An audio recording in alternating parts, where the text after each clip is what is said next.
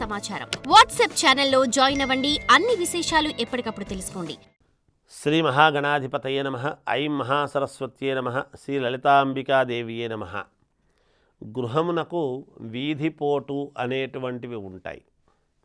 ఎటువంటిది, ఏ వీధిపోటు మంచిది, ఏది చెడ్డది అని గనక మనం ఒక్కసారి ఆలోచన చేసినట్టయితే మన ఇంటికి కానీ స్థలముకు కానీ ఏదైనా కావచ్చు, అపార్ట్మెంట్లో ఉండినా, సొంత ఇండిపెండెంట్ ఇంట్లో ఉండినా, లేదా మనకు స్థలము ఉండినా, తూర్పు ఈశాన్యము అంటే ఇటువైపుకి వస్తుంది, అది తూర్పు ఈశాన్యం. ఆ తూర్పు ఈశాన్యములో ఉండేటువంటి వీధిపోటు చాలా మంచిది, యోగాన్ని ఇస్తుంది.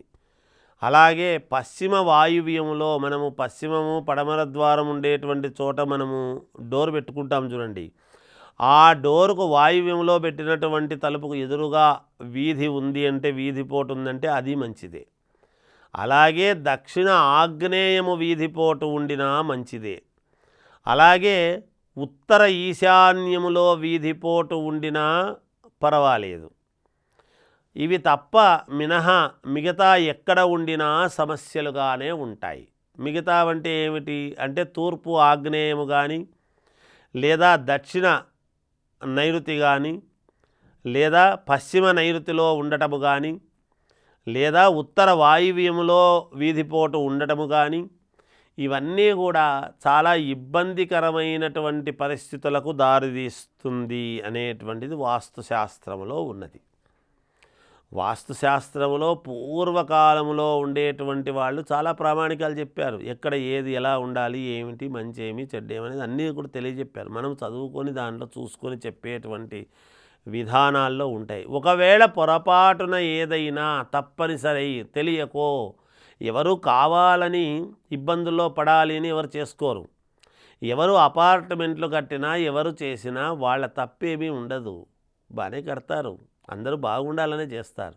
మనకి ఏది నప్పుతుంది, ఏది నప్పదును మనం చూసుకునేటువంటి విధానాల్లో ఉంటుంది. ఒకవేళ పొరపాటుగా ఏదైనా ఇటువంటివి జరిగినాయి ఉన్నాయి అంటే దానికి ప్రత్యామ్నాయాలు కూడా ఉన్నాయి గాక మనము దానికి రెమెడీ చేసుకొని వాస్తుశాస్త్రము రీత్యా ఏ ఇబ్బంది వస్తున్నది, ఎంత ప్రామాణికములో వస్తుంది, ఆ వీధి ఎంత దూరము వరకు ఉన్నది, ఆ వీధిపోటు కూడా మనకు 20 అడుగుల నుండి తగ్గిపోయింది అనుకోండి, ఇంకో చోట మలుపు తిరిగింది అనుకోండి ఒక రకం, చాలా లాంగ్ వ్యూ ఉందనుకోండి, 1 కిలోమీటర్ దాకా ఉందనుకోండి, దాని యొక్క పరిస్థితి వేరు. ఇలా లెఫ్ట్కు తిరిగింది అదొక రకం. ఏమిటి, ప్రతిదానికి ఒక ప్రామాణికం ఉంది, ప్రతిదానికి ప్రత్యామ్నాయాలు కూడా ఉన్నాయి. ఇవాళ కార్లు వచ్చినాయి అంటే కార్లకు మనం వెంటనే కార్లకు సంబంధించినటువంటి మనము దీంట్లోనే కంపెనీలోనే అవి దానికి సంబంధించిన పరికరాలు తీసుకోనక్కర్లేదు, బయట కూడా అమ్ముతున్నారు దానికి అనుకూలమైనటువంటివి. ఎప్పుడైతే వస్తాయో అలాగే ప్రతిదీ కూడా వాస్తుశాస్త్రములో కూడా అంత ఇంటిని కూలగొట్టుకోలేము కదా, కోట్ల రూపాయలు పెట్టి చేసుకున్నటువంటి దాన్ని. అలా కూలగొట్టుకోకుండా దాన్ని దిగ్బంధన అని వాస్తుశాస్త్రంలో అనేక రకాలుగా ఉన్నాయి, చేసి మనకు అనుకూలించేటువంటి విధముగా మనం చేసుకోవచ్చునుగాక. ఒకవేళ జీవం అయిపోయిన ఇంటికి కూడా పునర్జీవనం అనేటువంటిది ఎలా కలిగించుకోవచ్చు అనేటువంటిది ఉన్నది.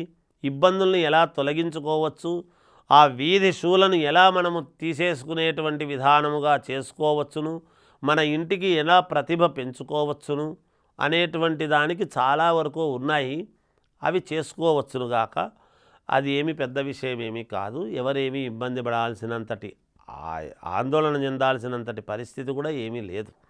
కనుక ఒకవేళ మనము మొదటిగా తీసుకునేటువంటిది ఇలా ఉంటే చూసి తీసుకోవచ్చును. ఒకవేళ అయిపోయింది, తీసుకున్నాము, మనం అనుభవిస్తున్నాము, కొన్ని ఇబ్బందులు పడుతున్నాము, దానికి ప్రత్యామ్నాయాలు చాలా వరకు ఉన్నాయి వాస్తుశాస్త్రంలో. భూమి పంటలు పండకపోయినా పండటానికి, ఇంట్లో ఇబ్బందులు కలుగుతూ ఉంటే వీధి శూలల వలన దాని యొక్క ఇది పోగొట్టుకొని మనము మళ్ళీ మామూలుగా ఉండటానికి అన్ని రకాలు ప్రతిదానికి ప్రతి విషయానికి కూడా మనకు ఉన్నాయి. మనం వాటిని శ్రద్ధగా నేర్చుకొని చూసుకొని ఉండాలి. తెలియకపోతే మన తప్పు, కానీ అన్నీ ఉన్నాయి. ఎవ్వరేమీ ఆందోళన చెందాల్సినటువంటి పని లేదు.